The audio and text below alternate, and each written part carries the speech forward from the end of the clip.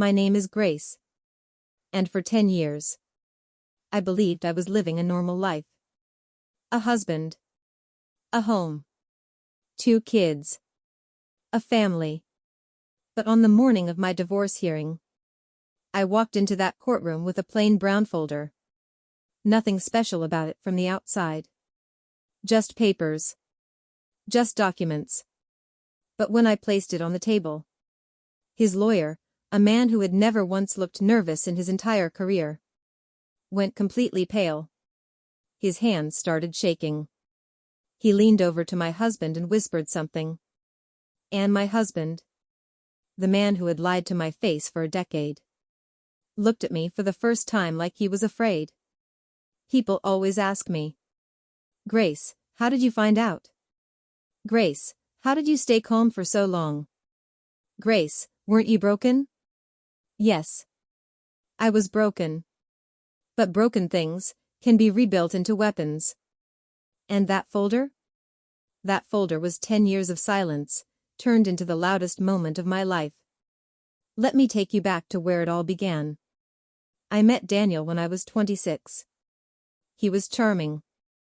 Confident. The kind of man who walked into a room and immediately owned it. He was a financial consultant. Knew everything about money, or so I thought. We dated for 2 years. Got married. Bought a house. On our wedding night, he held my face in his hands and said, Grace, I will never let anything hurt you. I promise. I believed him. God help me, I believed every single word. Our first year of marriage was beautiful. We weren't rich, but we were comfortable. Daniel handled all the finances. He said it was better that way. You focus on your work, I'll handle the bills. That's how we worked as a team. I was a teacher. I didn't make much. So it made sense. He handled the joint account. He paid the mortgage. He managed our savings. I trusted him completely. And that trust was the biggest mistake of my life. Because while I was teaching children every day, while I was cooking dinner and raising our babies, while I was being the wife he wanted me to be, Daniel was quietly, carefully, systematically hiding money. Not a little money. Not a few $100s here and there. $500,000. Over 10 years. And I had absolutely no idea. The first sign came in our 7th year of marriage. It was a Tuesday evening. Daniel was in the shower. His phone buzzed on the kitchen counter. I wasn't snooping. I want to make that clear. I was just walking past. But the notification showed on the screen before I could look away. It was from a banking app. Not our joint bank. A different one. The notification read, your account ending in 4471, balance, $87,340. I stood there, staring at that screen. $87,000? We didn't have $87,000 in savings. I knew that. Our joint account barely had $12,000. So what was this account?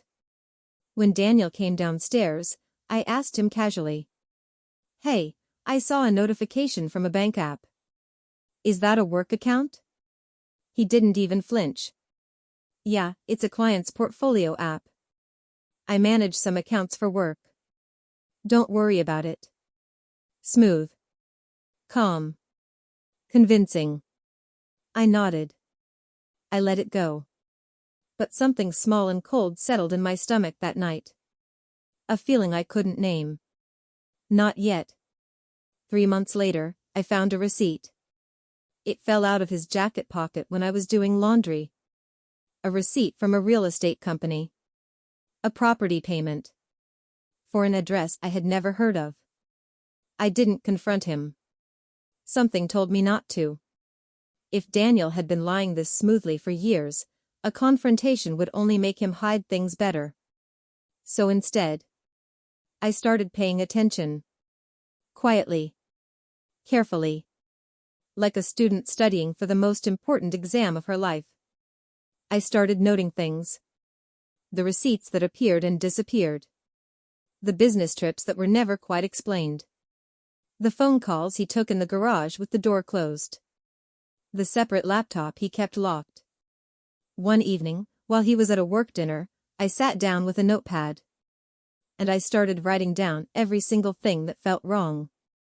By the end of that night, I had filled 4 pages. That's when I knew. This wasn't a mistake. This wasn't confusion. This was deliberate. I called my sister, Diane. I told her everything. She said, "Grace, you need a professional.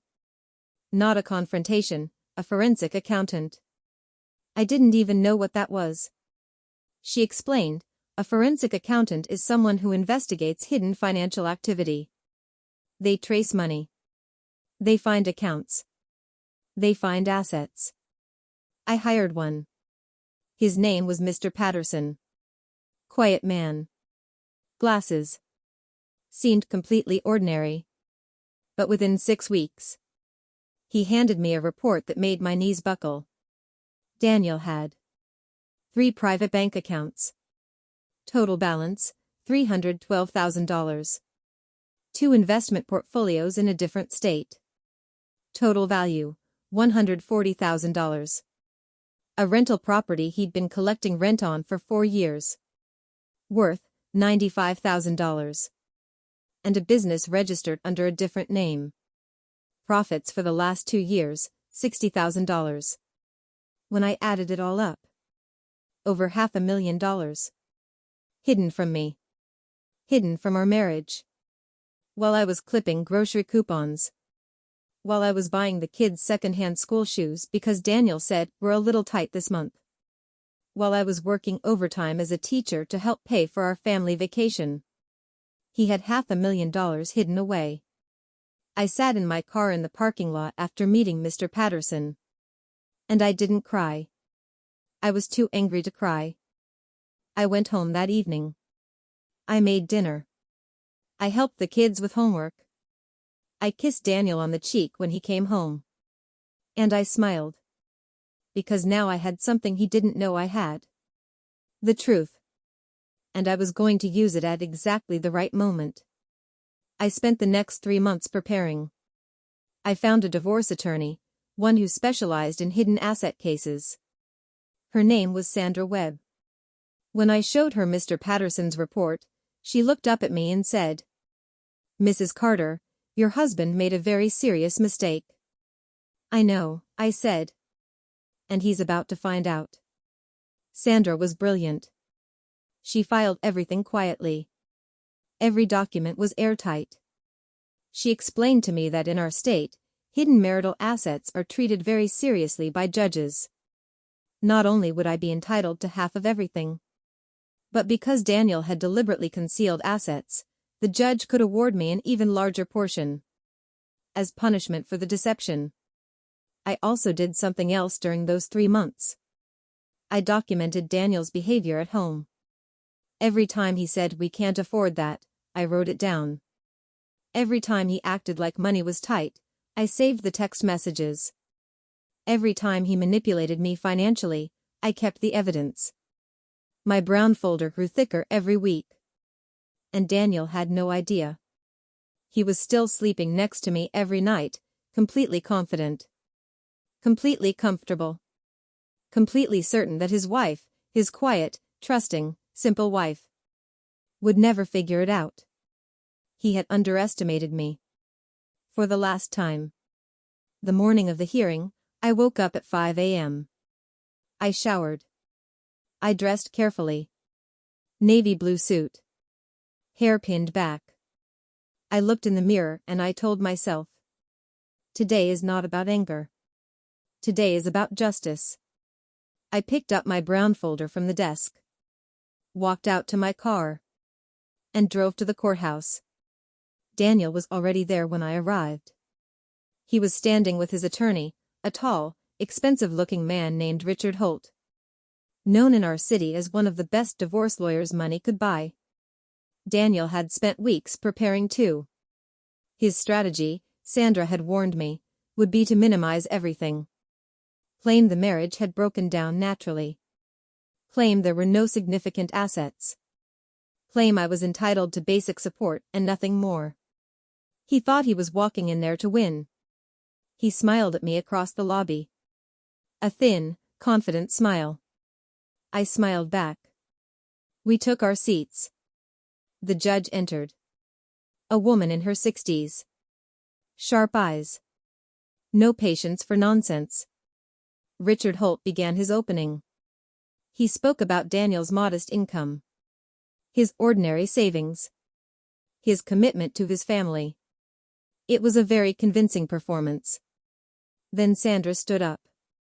Your Honor, my client has evidence of deliberately concealed marital assets totaling over $500,000. We have bank records, property documents, business registration papers, and a full forensic accounting report. The room went quiet. I watched Richard Holt's face. And I saw the moment he realized. He leaned to Daniel. Whispered urgently. Daniel's confident expression cracked, just slightly. He whispered back. His eyes flicked to me. Sandra walked to the table and said, Mrs. Carter, please present your documentation. I stood up.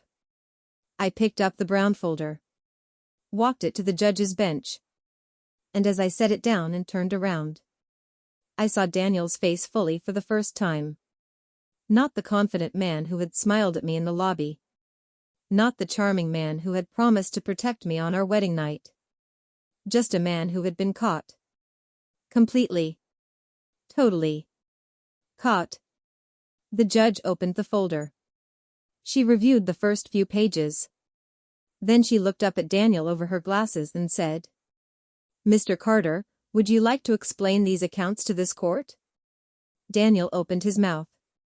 And for the first time in our entire marriage, he had nothing to say. The hearing lasted 4 hours. Daniel's team tried everything. They claimed the accounts were business-related. The forensic report dismantled that in minutes. They claimed some assets were inherited.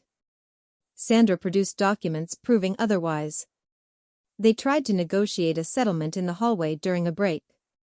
Daniel pulled me aside. His voice low. His eyes desperate. Grace, come on. We can figure this out privately. You don't want to do this. I looked at him for a long moment. Daniel, I said quietly. I've been figuring things out privately for 10 years. I'm done now. I walked back into the courtroom. The judge's ruling came the following week. I received full ownership of the family home. 65% of all hidden assets, because of deliberate concealment. Full custody of our children with generous child support. Spousal support for 5 years. The total value of what the court awarded me? $387,000. Plus the house. Plus monthly support. Daniel walked out of that courthouse a very different man than the one who had walked in.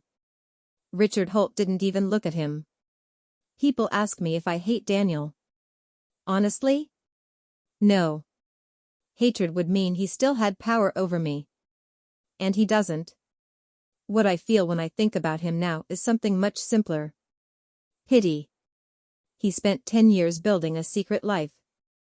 And in one morning, with one brown folder, it was gone. I want every woman listening to this to hear me clearly. Trust your instincts. When something feels wrong, investigate. When someone tells you, don't worry about the money. Worry about the money. You are not paranoid. You are not crazy. You are paying attention.